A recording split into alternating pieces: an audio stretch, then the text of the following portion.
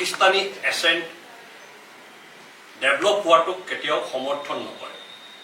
বিকাশ হোৱা পাকিস্তানে ভাৰতবৰ্ষৰ আভ্যন্তৰীণ নিৰাপত্তাক বিঘ্নিত কৰিবৰ কাৰণে সন্ত্ৰাসবাদী কাম কাজৰ জৰিয়তে ভাৰতবৰ্ষক অস্থিৰ কৰিবৰ কাৰণে সদায় ষড়যন্ত্ৰ কৰি আহিছে। আৰু সেই ষড়যন্ত্ৰৰ অংশীদাৰ কিছু ভাৰতীয় শক্তি থাকে। সেই শক্তিসমূহক মাননীয় কঠোৰ হাতেৰে দমন কৰি আহিছে আৰু আগলৈও দমন কৰি যাব। একেটা কাম মাননীয় মুখ্যমন্ত্ৰী ডক্টৰ হিমন্ত বিশ্ব শৰ্মাই অসমৰ পুণ্যভূমিটো কৰি আহিছে, যাতে আমাৰ ৰাজ্যখনত কোনো পাকিস্তানী এছেট বুলি ক'ব পাৰোঁ ডেভেলপ নহয়, তাৰ কাৰণে ব্যৱস্থা গ্ৰহণ কৰি আহিছে। আৰু পাকিস্তানী সম্পদ যদি আমাৰ ইয়াত বিকশিত হ'বলৈ প্ৰয়াস কৰে, তেনে সম্পদক সমূলাংশে ধ্বংস কৰি দিয়াৰ কাম ভাৰতীয় জনতা পাৰ্টীৰ প্ৰত্যেকজন কাৰ্যকৰ্তাই কৰিব আৰু ভাৰতীয় জনতা পাৰ্টীৰ নেতৃত্বাধীন চৰকাৰখনেও কৰিব। সেই কামকেই মাননীয় মুখ্যমন্ত্ৰী ডক্টৰ হিমন্ত বিশ্ব শৰ্মাই SIT গঠনৰ জৰিয়তে পাকিস্তানী যিটো ষড়যন্ত্ৰ, সেই ষড়যন্ত্ৰক এক্সপ'জ কৰিছে। পাকিস্তানে অসমক অস্থিৰ কৰিবৰ কাৰণে, পাকিস্তানে ভাৰতবৰ্ষত অৰাজকতা বিয়পাবৰ কাৰণে এক দীঘলীয়া সময় ধৰি প্ৰচেষ্টা চলাই আছে, কিন্তু ভাৰতীয় জনতা পাৰ্টীৰ চৰকাৰে সেই প্ৰচেষ্টাক ব্যৰ্থ কৰি আহিছে। আৰু আগলৈও অসমৰ জনসাধাৰণ, ভাৰতবৰ্ষৰ জনসাধাৰণৰ সহযোগত সেই প্ৰচেষ্টা আৰু সেই প্ৰয়াসক সমূলাংশে আৰু একেবাৰে গুৰিৰ পৰা নোহোৱা কৰি দিয়া হ'ব। অসমীয়া মানুহৰ যিখন অসম, এই অসমখন আমি বৰ অসম বুলি কওঁ। এই বৰ অসমক প্ৰথমতে আহত কৰিছিলে কংগ্ৰেছ দলে। অসমখনক কেইবাটাও খণ্ডত বিভাজিত কৰি এই বৰ অসম মহাৰাজা পৃথুৱে বক্তিয়াৰ খিলিজীক কচু কটা দি সুৰক্ষিত কৰা এই বৰ অসম, আহোম স্বৰ্গদেউসকলে 7 ৰাজক এক কৰি গঠন কৰা এই বৰ অসম, নৰনাৰায়ণ চিলৰায়ে ছত্ৰশালৰ পৰা মা কামাখ্যা মন্দিৰলৈকে সত্ৰ নামঘৰ নিৰ্মাণ কৰি মা কামাখ্যাৰ মন্দিৰক পুনৰ নিৰ্মাণ কৰি গঠন কৰা এই বৰ অসম, কুমাৰ ভাস্কৰ বৰ্মাই ভাৰতবৰ্ষৰ অন্যান্য প্ৰান্তৰ সৈতে সুসম্পৰ্ক ভৌতিক আদান প্ৰদান কৰি গঠন কৰা এই বৰ অসম, মহাপুৰুষ শংকৰদেৱ মাধৱদেৱে আধ্যাত্মিকতাৰে একতাৰ দোলেৰে বন্ধা এই বৰ অসম, ভূপেন হাজৰিকা, জ্যোতিপ্ৰসাদ আগৰৱালা, বিষ্ণু ৰাভাই বাট দেখুৱাই যোৱা বাটেৰে আগবাঢ়ি গঢ়ি উঠা এই বৰ অসমখনক আমি আকৌ নতুন বৰ অসম হ'বলৈ কেতিয়াও নিদিওঁ, যিখন নতুন বৰ অসমত কেৱল মিয়াৰ আধিপত্য থাকিব। কংগ্ৰেছ দলে গঠন কৰিব খোজা এই নতুন বৰ অসম, আমাক মহাপুৰুষ শংকৰদেৱে দিয়া বৰ অসম কংগ্ৰেছক নালাগে। লাচিত বৰফুকন, পৃথুৱে সুৰক্ষিত কৰি ৰখা বৰ অসমখন কংগ্ৰেছক নালাগে। কংগ্ৰেছক সেইখন বৰ অসম লাগে, নতুন বৰ অসম বুলি যাক তেওঁলোকে কৈছে, যি বৰ অসমত মিয়াই বনাঞ্চল দখল কৰিব পাৰে, মিয়াই চৰকাৰী ভূমি দখল কৰিব পাৰে, সত্ৰৰ ভূমি দখল কৰিব পাৰে। তেনেকুৱা বৰ অসম ডক্টৰ হিমন্ত বিশ্ব শৰ্মাৰ নেতৃত্বাধীন চৰকাৰ আৰু ভাৰতীয় জনতা পাৰ্টীৰ 65 লাখতকৈ অধিক কাৰ্যকৰ্তাই কেতিয়াও হ'বলৈ নিদিয়ে। সেয়া আমাৰ সংকল্প, আৰু সেই সংকল্প লৈ আমি নিৰ্বাচনী যুঁজত যাম। আৰু নিৰ্বাচনত সেই সংকল্পৰে অসমীয়া মানুহে মিয়াৰ দলক আকৌ এবাৰ পৰাজিত কৰিব। যেনেকে মহাৰাজা পৃথুৱে বক্তিয়াৰ খিলিজীক কচু কটা দিছিল, লাচিত বৰফুকনে শৰাইঘাটত মোগলক কচু কটা দিছিল, বা 17 বাৰ অসমৰ বিভিন্ন ক্ষেত্ৰত মোগল সেনাক পৰাজিত কৰা হৈছিল, ঠিক একেদৰে অনাগত দিনত আমি আকৌ এবাৰ আমাৰ পূৰ্বপুৰুষে গঢ়ি যোৱা 7 ৰাজ এক কৰি শংকৰদেৱে আধ্যাত্মিকতাৰে গঢ়ি যোৱা এখন বৰ অসমক সুৰক্ষিত কৰিবৰ কাৰণে গৌৰৱ গগৈৰ নেতৃত্বত মিয়াৰ যি নতুন বৰ অসম গঠন কৰাৰ পৰিকল্পনা চলিছে, সেই পৰিকল্পনাক আমি অসমৰ ভূমিত আকৌ এবাৰ প্ৰতিহত কৰিম। সেয়া আমাৰ সংকল্প, আমাৰ স্পষ্ট কথা। আমাৰ সংকল্প এটাই, অসমৰ জনসাধাৰণৰ সংকল্প এটাই, যি সংকল্পৰ আধাৰত আমি অসমখনক পাকিস্তানৰ অন্তৰ্ভুক্ত হোৱা বা পাকিস্তানকৰণৰ যিটো ষড়যন্ত্ৰ, সেই ষড়যন্ত্ৰক প্ৰতিহত কৰিম। আপোনালোকে সবেই জানে 1905 চনৰ পৰা অসমে পাকিস্তানকৰণৰ বিৰুদ্ধে সংগ্ৰাম কৰি আহিছে। চাদুলাৰ বিৰুদ্ধে অসমে যুঁজিছে, ভাসানীৰ বিৰুদ্ধে অসমে যুঁজিছে, অসমে নিজৰ ভাষা, নিজৰ মাধ্যম সুৰক্ষিত কৰিবৰ কাৰণে যুঁজিছে, অস্তিত্ব ৰক্ষাৰ কাৰণে অসমে যুঁজিছে, অসমৰ জনজাতিসকলে নিজৰ মাটি সুৰক্ষিত কৰিবৰ কাৰণে আন্দোলন কৰিছে। এই সকলোবোৰ আন্দোলন কংগ্ৰেছৰ বিৰুদ্ধে আছিলে। আনকি কংগ্ৰেছ নেতা গোপীনাথ বৰদলৈ, বিষ্ণু মেধি, সুৰেন বুঢ়াগোহাঁইহঁতেও কংগ্ৰেছৰ নেতৃত্বৰ বিৰুদ্ধে যুঁজ কৰিব লগা হৈছিল, যাতে কংগ্ৰেছৰ নেতৃত্বই অসমৰ কংগ্ৰেছক মুছলিম লীগ কৰি নিদিয়ে।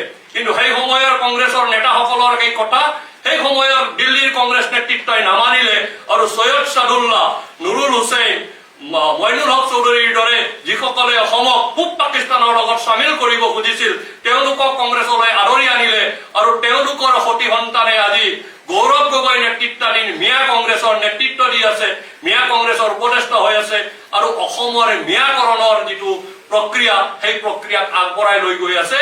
সেই প্ৰক্ৰিয়াক আমি ভাৰতীয় জনতা পাৰ্টিৰ 65 লাখ কাৰ্যকৰ্তাই এই অসমৰ পবিত্ৰ ভূমিক আকৌ এবাৰ পৰাজিত কৰিম আৰু আমি এই কংগ্ৰেছৰ গৌৰৱ গগৈৰ নেতৃত্বত যি আগবাঢ়িছে যে অসমৰ মিয়াকৰণৰ ৰাজনীতি, সেই মিয়াকৰণৰ ৰাজনীতি আমি প্ৰতিহত কৰিম। কংগ্ৰেছ দল কেৱল অসম আৰু অসমীয়াৰে শত্ৰু নহয়, কংগ্ৰেছ দল ভাৰতবৰ্ষ আৰু ভাৰতীয়ৰো গৰিমাৰ শত্ৰু। আজি কেইদিনমান আগতে কংগ্ৰেছ দলে এটা নাশ্ৰুত ঘটনা কৰিছে, সেই যে দিল্লীত এআই যিটো প্ৰগ্ৰেম চলি আছিলে, এআই যিটো কনফাৰেন্স চলি আছিলে, তাত কংগ্ৰেছৰ কেইজনমান ব্যক্তিয়ে অৰ্ধনগ্ন হৈ পৰা প্ৰতিবাদ কৰিছে। আচল কথা হ'ল কংগ্ৰেছ দল নিজে এটা উলংগ দল। এই উলংগ দলত কাপোৰৰ কোনো কামেই নাই, কিন্তু তথাপিও তেওঁলোকে কাপোৰ খুলিছে, নিজে নিজে নিজৰ উলংগ ৰূপটো আকৌ এবাৰ দেখুৱাইছে। তাত আমি আচৰিত হোৱা নাই। সেই কাপোৰ খোলা সেই উলংগ ৰূপটোৱে কংগ্ৰেছৰ আচল ৰূপ, কংগ্ৰেছে তাক নিজেই দেখুৱাইছে। কিন্তু কংগ্ৰেছৰ নেতাই সাহস কৰিব লাগিছিলে যে তেওঁলোকে সেই গাঁৱৰ নিচলা দুখীয়া ঘৰৰ ল'ৰাবিলাকক প্ৰতিবাদ কৰিবৰ কাৰণে ভাৰত মণ্ডপত তেওঁলোকক প্ৰেৰণ কৰাৰ পৰিৱৰ্তে ৰাহুল গান্ধী, প্ৰিয়ংকা গান্ধী নিজে গৈ পেলাই তাত কাপোৰ খুলিব লাগিছিল, তেতিয়াহে প্ৰতিবাদ হলে। কিন্তু সেই সাহস কংগ্ৰেছৰ নেতৃত্বই নকৰিলে। নকৰি পেলাই তেওঁলোকে বেলেগ বেলেগ ৰাজ্যৰ পৰা মানুহ আনি পেলাই তেওঁলোকে সেই কামটো কৰিলে আৰু সেই কাম কৰিবলৈ গৈ তেওঁলোকে ভাৰতবৰ্ষৰ গৰিমা, ভাৰতবৰ্ষৰ স্বাভিমানক আৰু বিশেষকে নতুন প্ৰজন্মৰ যিটো চিন্তা আছিলে এআই, আৰ্টিফিচিয়েল ইন্টেলিজেন্সত নতুন প্ৰজন্ম আৰু নতুন প্ৰতিভা জড়িত হৈ থাকে, নতুন টেকনলজি জড়িত হৈ থাকে, এই সমগ্ৰ ব্যৱস্থাক তেওঁলোকে ভেঙুচালি কৰিলে, যিটো তীব্ৰ গৰিহণাৰ যোগ্যই নহয়। ই মানে ইয়াত কোনো ভাষাৰে আপুনি গৰিহণা দিব নোৱাৰে। ই অতি চৰম পৰিতাপৰ কথা আৰু এক ৰাষ্ট্ৰ বিৰোধী, দেশ বিৰোধী এক চিন্তা বুলি আমি অভিহিত কৰো। কংগ্ৰেছ দল সদায় সকলো ক্ষেত্ৰতে তেওঁলোক ভাৰত বিৰোধী। কংগ্ৰেছ দলৰ নেতাই বিদেশত গৈ ভাৰতৰ বিৰুদ্ধে কথা কয়।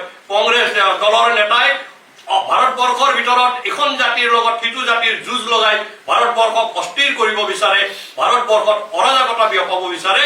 গতিকে এই কংগ্ৰেছ দলক এইবাৰ আমি অসমৰ পবিত্ৰ ভূমিৰ পৰা চিৰদিনৰ কাৰণে বিদায় দিবলৈ সংকল্প লৈছো আৰু সেই সংকল্প কাৰ্যকৰী কৰিবৰ কাৰণে মাননীয় মুখ্যমন্ত্ৰী ডক্টৰ হিমন্ত বিশ্ব শৰ্মা আৰু দলৰ ৰাজ্যিক সভাপতি সাংসদ দিলীপ কইকাৰ নেতৃত্বত ভাৰতীয় জনতা পাৰ্টিৰ 65 লাখতকৈ অধিক কাৰ্যকৰ্তা সাজু হৈছে আৰু কেৱল সাজু হোৱাই নহয়, সংকল্প লৈছে, প্ৰতিজ্ঞা কৰিছে এই অসম বিৰোধী, অসমীয়া বিৰোধী, ভাৰত বিৰোধী, সনাতন বিৰোধী, হিন্দু বিৰোধী কংগ্ৰেছক আমি এইবাৰ সমূলাংশে শেষ কৰি দিম অসমৰ ৰাজনীতিৰ পৰা।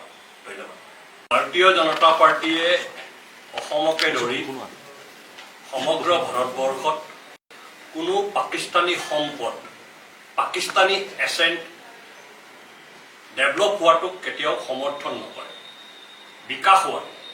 পাকিস্তানে ভাৰতবৰ্ষৰ আভ্যন্তৰীণ নিৰাপত্তাক বিঘ্নিত কৰিবৰ কাৰণে সন্ত্ৰাসবাদী কাম কাজৰ জৰিয়তে ভাৰতবৰ্ষক অস্থিৰ কৰিবৰ কাৰণে সদায় ষড়যন্ত্ৰ কৰি আহিছে আৰু সেই ষড়যন্ত্ৰৰ অংশীদাৰ কিছু ভাৰতীয় শক্তি থাকে।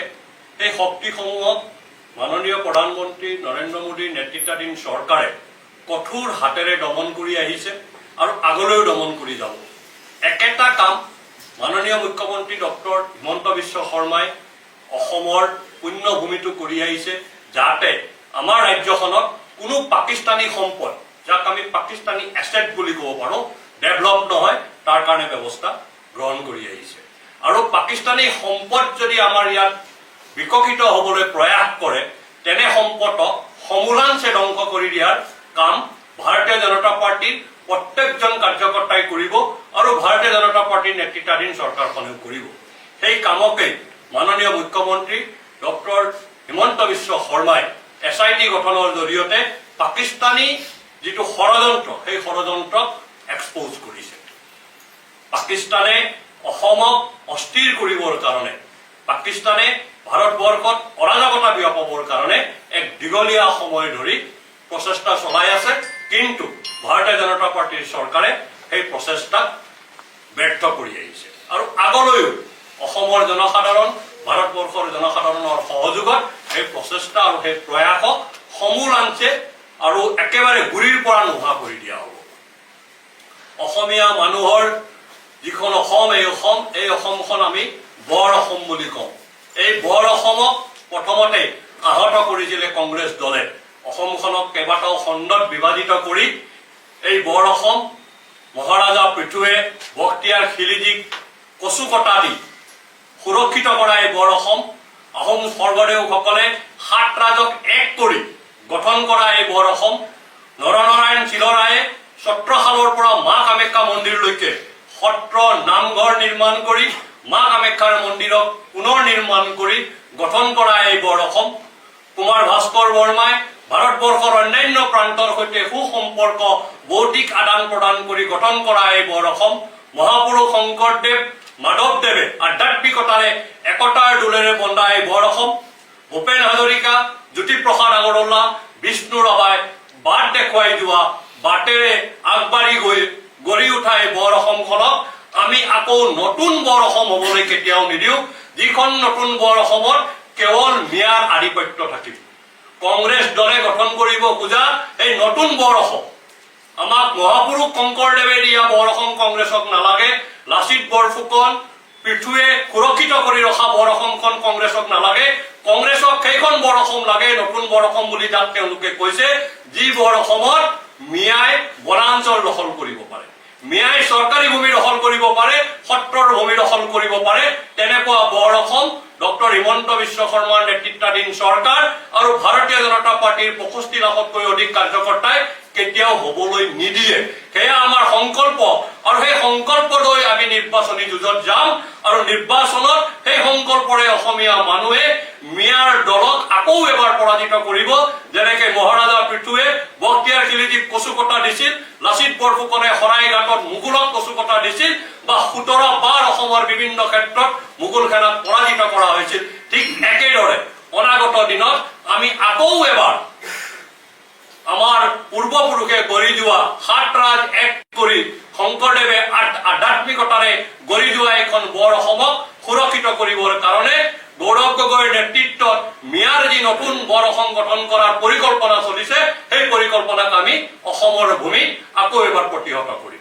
সেয়া আমাৰ সংকল্প, আমাৰ স্পষ্ট কথা। আমাৰ সংকল্প এটাই, অসমৰ জনসাধাৰণৰ সংকল্প এটাই, যি সংকল্পৰ আধাৰত আমি অসমখনক পাকিস্তানৰ অন্তৰ্ভুক্ত হোৱা বা পাকিস্তানকৰণৰ যিটো ষড়যন্ত্ৰ, সেই ষড়যন্ত্ৰক প্ৰতিহত কৰিম। আপোনালোকে সবেই জানে 1905 চনৰ পৰা অসমে পাকিস্তানকৰণৰ বিৰুদ্ধে সংগ্ৰাম কৰি আহিছে। চাদুলাৰ বিৰুদ্ধে অসমে যুঁজিছে, ভাসানীৰ বিৰুদ্ধে অসমে যুঁজিছে, অসমে নিজৰ ভাষা, নিজৰ মাধ্যম সুৰক্ষিত কৰিবৰ কাৰণে যুঁজিছে, অস্তিত্ব ৰক্ষাৰ কাৰণে অসমে যুঁজিছে, অসমৰ জনজাতিসকলে নিজৰ মাটি সুৰক্ষিত কৰিবৰ কাৰণে আন্দোলন কৰিছে। এই সকলোবোৰ আন্দোলন, এই সকলোবোৰ যুঁজ সদায় কংগ্ৰেছৰ বিৰুদ্ধে আছিলে। আনকি কংগ্ৰেছ নেতা গোপীনাথ বৰদলৈ, বিষ্ণু মেধি, সুৰেন বুঢ়াগোহাঁই হতেও কংগ্ৰেছৰ নেতৃত্বৰ বিৰুদ্ধে যুঁজ কৰিব লগা হৈছিল, যাতে কংগ্ৰেছৰ নেতৃত্বই অসমৰ কংগ্ৰেছক মুছলিম লীগ কৰি নিদিয়ে। কিন্তু সেই সময়ৰ কংগ্ৰেছৰ নেতাসকলৰ সেই কথা সেই সময়ৰ দিল্লীৰ কংগ্ৰেছ নেতৃত্বই নামানিলে, আৰু সৈয়দ সাদুল্লাহ, নুৰুল হুছেইন, মইনুল হক চৌধুৰীৰ দৰে যিসকলে অসমক পূব পাকিস্তানৰ লগত চামিল কৰিব খুজিছিল, তেওঁলোকক কংগ্ৰেছলৈ আদৰি আনিলে, আৰু তেওঁলোকৰ সতি সন্তানে আজি গৌৰৱ গগৈ নেতৃত্বাধীন মিয়া কংগ্ৰেছৰ নেতৃত্ব দি আছে, মিয়া কংগ্ৰেছৰ উপদেষ্টা হৈ আছে, আৰু অসমৰ মিয়াকৰণৰ যিটো প্ৰক্ৰিয়া, সেই প্ৰক্ৰিয়াক আগবঢ়াই লৈ গৈ আছে। সেই প্ৰক্ৰিয়াক আমি ভাৰতীয় জনতা পাৰ্টিৰ 65 লাখ কাৰ্যকৰ্তাই এই অসমৰ পবিত্ৰ ভূমিক আকৌ এবাৰ পৰাজিত কৰিম, আৰু আমি এই কংগ্ৰেছৰ গৌৰৱ গগৈৰ নেতৃত্বত যি আগবাঢ়িছে যে অসমৰ মিয়াকৰণৰ ৰাজনীতি, সেই মিয়াকৰণৰ ৰাজনীতি আমি প্ৰতিহত কৰিম। কংগ্ৰেছ দল কেৱল অসম আৰু অসমীয়াৰে শত্ৰু নহয়, কংগ্ৰেছ দল ভাৰতবৰ্ষ আৰু ভাৰতীয়ৰো গৰিমাৰ শত্ৰু। আজি কেইদিনমান আগতে কংগ্ৰেছ দলে এটা না ভূত নাশ্ৰুত ঘটনা কৰিছে। সেই ঘটনাটো হ'ল যে দিল্লীত এআই যিটো প্ৰগ্ৰেম চলি আছিলে, এআই যিটো কনফাৰেন্স চলি আছিলে, তাত কংগ্ৰেছৰ কেইজনমান ব্যক্তিয়ে অৰ্ধনগ্ন হৈ পৰা প্ৰতিবাদ কৰিছে। আচল কথা হ'ল কংগ্ৰেছ দল নিজে এটা উলংগ দল। এই উলংগ দলত কাপোৰৰ কোনো কামেই নাই, কিন্তু তথাপিও তেওঁলোকে কাপোৰ খুলিছে, নিজে নিজে নিজৰ উলংগ ৰূপটো আকৌ এবাৰ দেখুৱাইছে। তাত আমি আচৰিত হোৱা নাই। সেই কাপোৰ খোলা সেই উলংগ ৰূপটোৱে কংগ্ৰেছৰ আচল ৰূপ, কংগ্ৰেছে তাক নিজেই দেখুৱাইছে। কিন্তু কংগ্ৰেছৰ নেতাই সাহস কৰিব লাগিছিলে যে তেওঁলোকে এই গাঁৱৰ নিচলা দুখীয়া ঘৰৰ ল'ৰাবিলাকক প্ৰতিবাদ কৰিবৰ কাৰণে ভাৰত মণ্ডপত তেওঁলোকক প্ৰেৰণ কৰাৰ পৰিৱৰ্তে ৰাহুল গান্ধী, প্ৰিয়ংকা গান্ধী নিজে গৈ পেলাই তাত কাপোৰ খুলিব লাগিছিল, তেতিয়াহে প্ৰতিবাদ হলে। কিন্তু সেই সাহস কংগ্ৰেছৰ নেতৃত্বই নকৰিলে। নকৰি পেলাই তেওঁলোকে বেলেগ বেলেগ ৰাজ্যৰ পৰা মানুহ আনি পেলাই তেওঁলোকে সেই কামটো কৰিলে।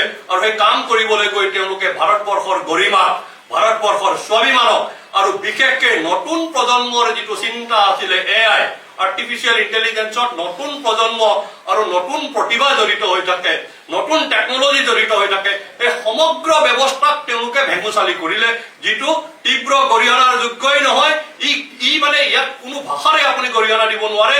ই অতি চৰম পৰিতাপৰ কথা আৰু এক ৰাষ্ট্ৰ বিৰোধী, দেশ বিৰোধী এক চিন্তা বুলি আমি অভিহিত কৰো। কংগ্ৰেছ দল সদায় সকলো ক্ষেত্ৰতে তেওঁলোক ভাৰত বিৰোধী। কংগ্ৰেছ দলৰ নেতাই বিদেশত গৈ ভাৰতৰ বিৰুদ্ধে কথা কয়।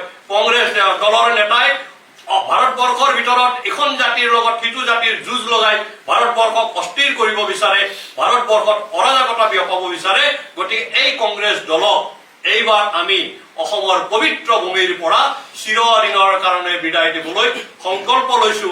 আৰু সেই সংকল্প কাৰ্যকৰী কৰিবৰ কাৰণে মাননীয় মুখ্যমন্ত্ৰী ডক্টৰ হিমন্ত বিশ্ব শৰ্মা আৰু দলৰ ৰাজ্যিক সভাপতি সাংসদ দিলীপ কইকাৰ নেতৃত্বত ভাৰতীয় জনতা পাৰ্টিৰ 65 লাখতকৈ অধিক কাৰ্যকৰ্তা সাজু হৈছে। আৰু কেৱল সাজু হোৱাই নহয়, সংকল্প লৈছে, প্ৰতিজ্ঞা কৰিছে এই অসম বিৰোধী, অসমীয়া বিৰোধী, ভাৰত বিৰোধী, সনাতন বিৰোধী, হিন্দু বিৰোধী কংগ্ৰেছক আমি এইবাৰ সমূলাংশে শেষ কৰি দিম অসমৰ ৰাজনীতিৰ পৰা। ধন্যবাদ। ভাৰতীয় জনতা পাৰ্টীয়ে অসমকে ধৰি সমগ্ৰ ভাৰতবৰ্ষত কোনো পাকিস্তানী সম্পদ, পাকিস্তানী এচেণ্ট